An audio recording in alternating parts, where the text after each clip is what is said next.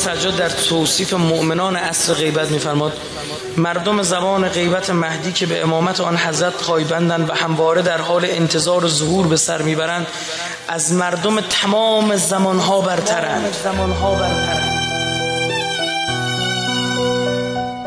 زیرا خدا چنان درک و فهم و نیروی تشخیصی به آنان داده است، با آنان را قوت بخشیده است به آن که غیبت نزد آنان همانند ظهور میباشد. آنان به حق اخلاص ورزانند.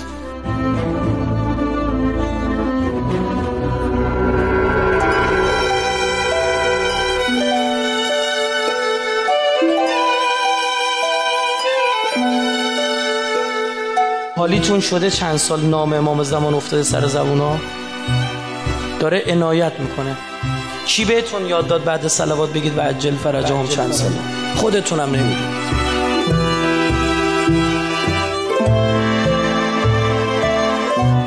شیعه لشگر کشیشم آماده کرد. 40 میلیون ریختن از کوفه برن کربلا. مرزا هم برداشته شد. درسته یا نه؟ 40 میلیون آدم راه افتادن. آقا غذا چی داری با خودت میبری؟ میدم. کجا میخوای بخوابی؟ هست. بری. خدا بزرگ. همین 179 تا شهید قواس رو نگاه بکنید، دست بسته زنده به گور شدن. یا با چه امیدی رفتن؟ خیلی هاشون سوختن در آرزوی دیدن امام زمان، دیدن کربلا. آرزوشون با یه اسم جون دادن. اینا ببینن چه میکنن. آقا دیگه بیا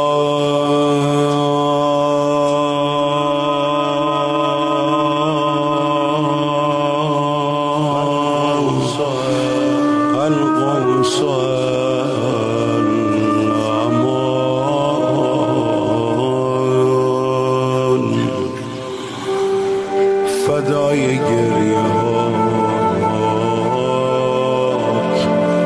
یا صاحب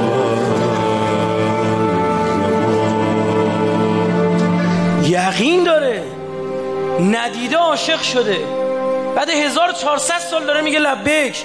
ایمان آورده بر سیاهی روی سپیدی. بسم الله کجای دیگه هست؟ اینا راضی نمیشن دیگه. این قومی که تو آخر الزمان بیدار میشن جز با مهدی با هیچ چیز دیگری راضی نمیشن. دنیا رو بهش بده، خونه بهش بده، ماشین بهش بده، بگو یه خورده لعب و لعب، جز با مهدی با هیچ چیز دیگری راضی نمیشن.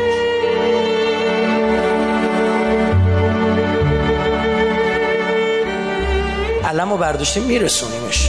شکایتمونم به پیشگاه خدا عرضه میداریم که ما بیشتر از این دیگه از دست اون بر نمیاد. نمیگم تمام توانمونو گذاشتیم، اما اینا زیادن.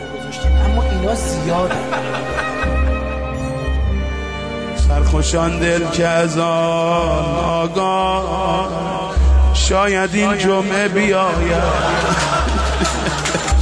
این جمعه که نیومد شاید این جمعه بیاید. پرده از چهره گشاید یا صاحب زمان.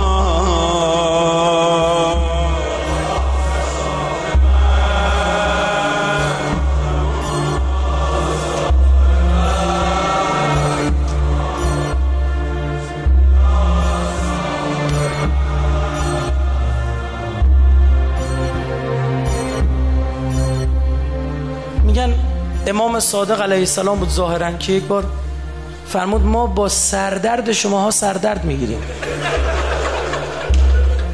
با سردرد شماها سردرد میشیم. فاضلت اینو از اضافه گل ما آفریدن شماها رو. بعد چه میگذرد بر امام زمان ما امشب اصلا ناراحت دل اونی. بیا یه خورده میخوایم شریک بشیم تو غم امام زمانمون. مگه نمیگیم تو دعای ندبه عزیزون علیه سخت بر من که بلاها تو رو دور تو بگیره؟ امام صادق میفرماد با سردرد شیعیانمون سردرد میگیریم. خب خدایا برای من بگو، من نمیفهمم داستان این سرایی که داره بریده میشه چیه؟ پس درست شمشیر بیخه گلومون قرار نگرفته مثل مردم عراق و سوریه و یمن و امثالهم، اما عقلا مضطریم، با هیچی خدایا راضی نخواهیم شد. سقف خونه هامونو طلا کنی راضی نمیشیم. اللهم انا نشکو الیک فقد نبینا و غیبت ولینا و کثرت عدونا و قلت عددنا. این صاحبنا؟ این بقیت الله؟ این الطالب به دم المقتول به کربلا؟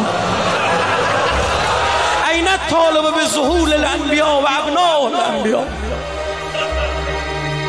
دو ستا کوچه ز ما دورتر، نغمه تو از همه پرشورتر، با همه لحن خوشابانیم در به در کوچه تنها.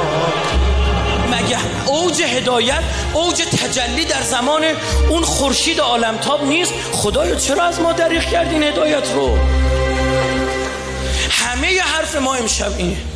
تحمل اینها رو شاید داشته باشیم، تحمل این غم رو برای امام زمانمون نداریم و از تو ظهور رو میخوایم قولم میدیم پاش وایست. خدایا چی میشه مگه ما باشیم اون قومی که میبینیم اون لحظه بزرگ رو؟ این قوم راضی نخواهد شد، پرچم رو خواهد رسوند انشاءالله. انهم يرونه بعيدا